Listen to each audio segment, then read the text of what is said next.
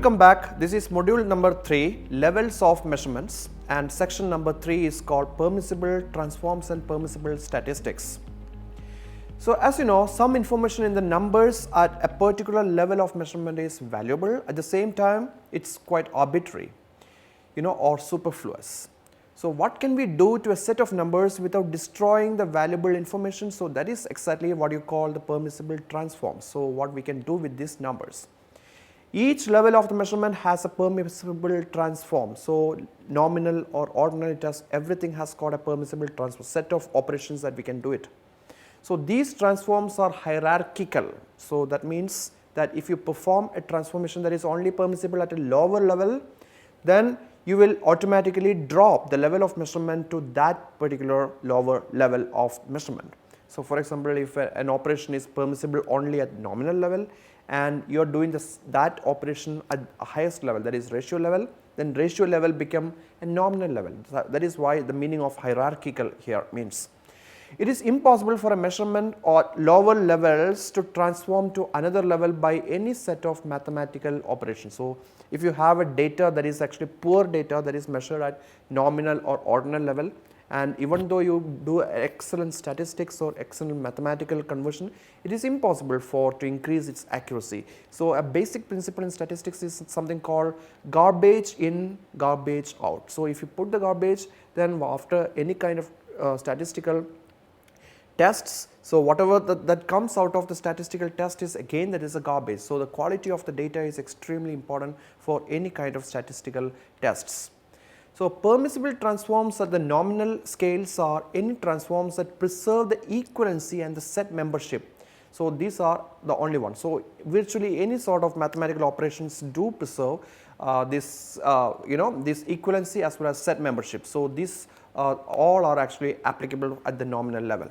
So virtually any mathematical operations preserve these basic attributes, but remember that usually the variables that are measured at the nominal levels, you cannot do any mathematical operation because these are qualitative variable, not quantitative. For example, race or state of domicile, it's impossible for us to actually do any mathematical manipulations of those data at it. So permissible transforms at the nominal scale do not actually make sense here. For the ordinal data, any monotonic increasing functional transform, that is y is equal to f of x, where f is a strictly monotonous increasing function. So for example, addition or subtraction or multiplication with a positive number, no with negative number. Negative number is not really order preserving, because negative multiplied with negative becomes positive. And division again with the positive numbers, then cubing are all monotonic increasing functions and therefore order preserving. So squaring is not permissible transform because squaring a negative number would make it positive. So the order is changed here. So squaring is not, but cubing is. Raising to the odd number of digits is fine, but not the even number of digits. So that because that actually disturbs the rank order. So for the interval data, any linear transform of the form y is equal to mx plus c, where m is a positive integer. So it has to be positive, m should never be a negative. So y is equal to mx plus c is a linear equation, as you know. So c is the y-intercept, need not be positive, so that is very important, but m has to be positive, but c, the y-intercept, can be negative as well. So it could be a fraction too, so it need not be an integer, it could be a fraction too. So note that the variance such as y is equal to x minus 1 or y is equal to x minus 4 are also linear transforms and permissible at the interval level. So these are also permissible at the interval level. So for the ratio data, any multiplicative transform of the form y is equal to mx, where m is a positive number.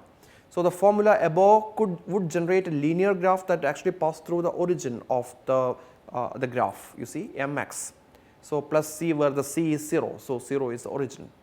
For the absolute level, the measurements at the absolute level or the true measurement, permissible transform is only equivalency, which is rather not a transform at all, because y is equal to x.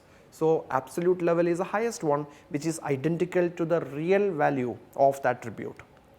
So In summary, permissible transforms are like in the case of absolute, only set membership is permissible, that is y is equal to x. Equivalency is the only possibility for the absolute scale, and for the case of ratio it is y equal to mx. So, it is multiplicative transform, and in the case of interval it is actually linear transform, that is y equal to mx plus c. The nominal scale, nominal is the lowest one, set membership and equivalency is the only permissible transforms available.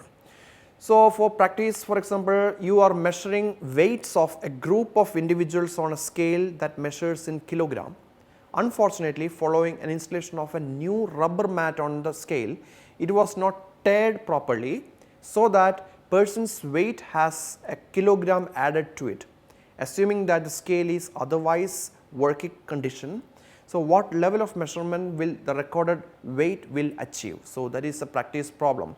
So, it is actually y is equal to x plus 1, right. So, that is why, because 1 kg is added on to it. So, it drops into the interval. So, otherwise the kilogram or gram, the measurement is ratio scale, like most of the scientific measurements are done at the ratio scale. So, it is actually drops into the interval because it is a linear transform, y equal to mx plus c, like that. So, x plus 1 is a linear transform, so it becomes an interval scale. Suppose every watch in India suddenly started running exactly twice as fast as before. So, what level of the measurement would be measured by these watches? You can think about it. So, as you see that it is y is equal to 2x, it is actually multiplicative. So, it still remains at the ratio scale. So, the time is already at the ratio scale, and multiplicative transform still makes it into be the ratio scale. Suppose you have a list of numbers that are at the ratio level of measurement, and you cube each number raised to the third power.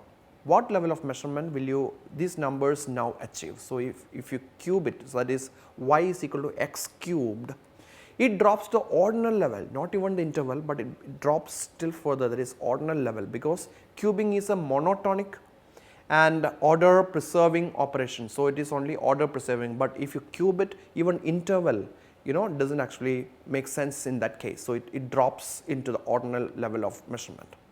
So, for negative integers, cubing preserves the negativity, so order is maintained. So, that is why it is cubing, not the square. Suppose you have a list of numbers that are at the interval level of measurement, and you square each number, what level of measurement will this new number be achieved? So, if you square it, as I told you, squaring is y is equal to x squared.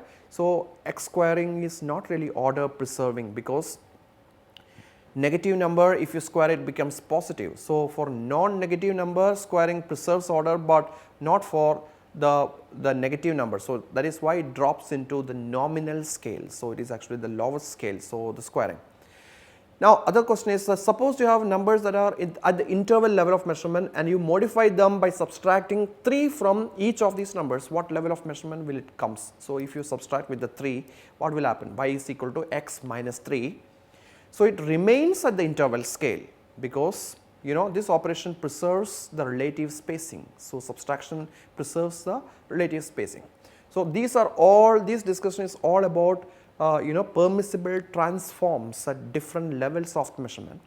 Similarly, we also have permissible statistics. So, set of statistical tests that is applicable to certain level. Again, you see the permissible statistics are also hierarchical. So, if you do the statistical operation at the lower level, then higher levels will drop into the lower level.